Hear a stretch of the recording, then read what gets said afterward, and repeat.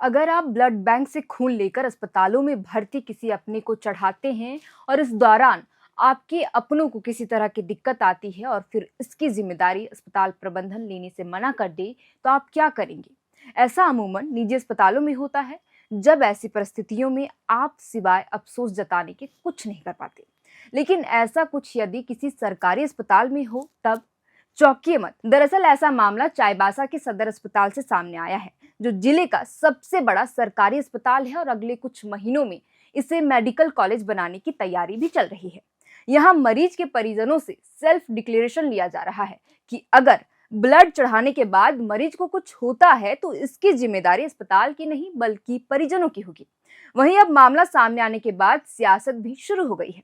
आज की इस वीडियो में हम आपको विस्तार से सिलसिलेवार ढंग से बताएंगे कि पूरा मामला आखिर है क्या, और इससे पहले चाईबासा सदर अस्पताल कब विवादों में आया था और इस पूरे मामले में अस्पताल प्रबंधन ने क्या कुछ कहा है। जानेंगे सब कुछ विस्तार से। दरअसल हिंदी दैनिक प्रभात खबर में सोमवार को छपी रिपोर्ट के अनुसार चाईबासा सदर अस्पताल में खून चढ़ाने से पहले मरीजों के परिजनों से एक स्व घोषणा पत्र लिया जा रहा है, जिसमें यह लिखा होता है कि अगर ब्लड चढ़ाने के बाद उनके मरीज को कुछ होता है तो इसकी जिम्मेदारी अस्पताल की ना होकर मरीज के परिजनों की होगी। साथ ही यह भी कि उन्होंने यह ब्लड एमजीएम अस्पताल से अपनी मर्जी से लिया है। वहीं मामले का खुलासा होने के बाद अब लोग आक्रोशित हैं। लोगों का कहना है कि 25 अक्टूबर को मामले का खुलासा होने के बाद ब्लड जांच बंद कर दी गई। करीब महीने भर से यही स्थिति है, जिससे लोगों की परेशानी बढ़ गई है। अब जब जमशेदपुर के एमजीएम अस्पताल में मरीजों के लिए खून भेजा जा रहा है, तो खून चढ़ाने से पहले परिजनों से स्वघोषित पत्र लिखवाया जा रहा है।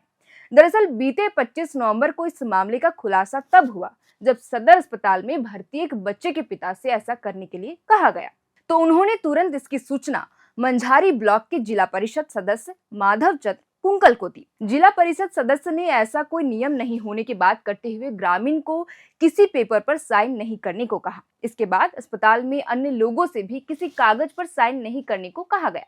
इसी क्रम में चाईबासा के चक्रधरपुर का एक व्यक्ति सामने आया, जिसने कहा कि अभी मेरा बच्चा चाईबासा सदर अस्पताल में भर्ती है, बच्चे को खून चढ़ाने के लिए लाया, तो एक पर्ची लिखाकर वैसा ही लिखने को कहा गया जैसा पहले लिखाया गया। मुझे नियम का पता नहीं था, इसलिए चुटका में जो लिखा था वैसे ही लिखकर मैंने दे दिया।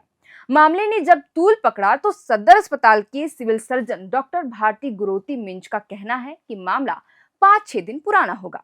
फिलहाल ऐसा कुछ नहीं है। मीडिया रिपोर्ट्स के मुताबिक एसडीओ संदीप अनुराग टोपनो ने भी चाईबासा सदर अस्पताल में स्वघोषित पत्र लेने की बात पर कहा कि उन्हें इस बारे में कुछ नहीं पता है। इस बीच मामले को लेकर नेता प्रतिपक्ष बाबूलाल मरांडी ने भी एक्स पर हेमंत सरकार को घेरा है।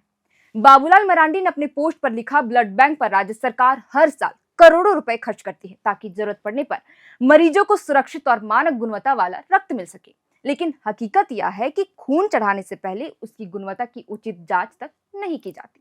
चाईबासा सदर अस्पताल में मरीजों से ही जबरन एक स्वघोषित जिम्मेदारी पत्र लिखाया जा रहा है।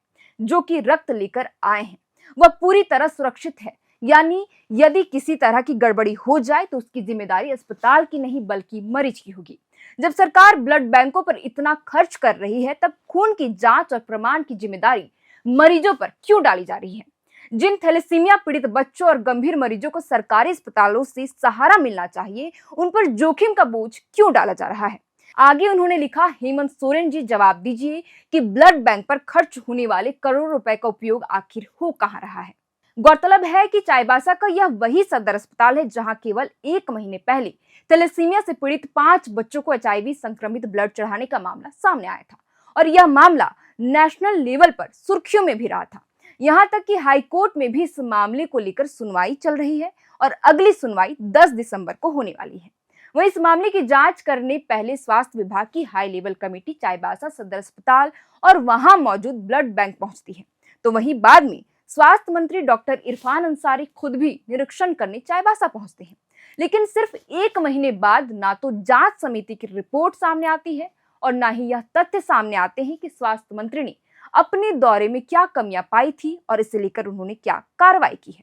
अब जब चाईबासा सदर अस्पताल का नया कारनामा सामने आया है, तो इससे कई सवाल खड़े होते हैं। सवाल नंबर 1, सदर अस्पताल को अब जमशेदपुर के प्रतिष्ठित एमजीएम अस्पताल की खून जांच की व्यवस्था पर भरोसा नहीं है। सवाल नंबर 2, क्या स्वास्थ्य मंत्री इरफान अंसारी की जानकारी में ऐसा कुछ हो रहा है कि मरीजों को स्वघोषणा पत्र लिखकर देना पड़े? सवाल नंबर 3, सिविल सर्जन का कहना है कि ऐसा कुछ फिलहाल नहीं हो रहा है, तो क्या पहले यदि ऐसा कुछ हुआ तो वह सिविल सर्जन के कहने पर हुआ था? सवाल नंबर 4, अब जब यह मामला सामने आया है तो क्या इस मामले पर भी केवल लीपापोती होगी या फिर कोई ठोस कार्रवाई? और अंत में यह सवाल कि स्वास्थ्य मंत्री जी इस मामले में क्या करेंगी, क्योंकि स्वास्थ्य मंत्री कभी पीएचसी, सीएचसी से लेकर रिम्स अस्पताल की छत पर एयर एम्बुलेंस के लिए हेलीपैड बनाने की बात करते हैं, तो दावा करते ये भी दिखते हैं कि कभी रांची के नगरी में रिम्स 2 के नाम पर एशिया का सबसे अत्याधुनिक अस्पताल बनाने की बात कहते हैं। लेकिन चाईबासा सदर अस्पताल का ताजा मामला को देखकर मंत्री जी के दावे को सच मानना लगता है अपने आप को धोखे में रखने के बराबर होगा, या फिर सीधे शब्दों में कहे तो गलत होगा। खैर, यह देखना बेहद ही दिलचस्प होगा कि इस पूरे मामले पर स्वास्थ्य मंत्री इरफान अंसारी कब और क्या अपनी प्रतिक्रिया देते हैं। मामले की जांच कब होती है, आपको क्या लगता है, हमें कमेंट कर बताएं। फिलहाल के लिए इस वीडियो में इतना ही। आप देख रहे थे एयर नाउ और हमारा नाम है शरतन। बहुत बहुत शुक्रिया।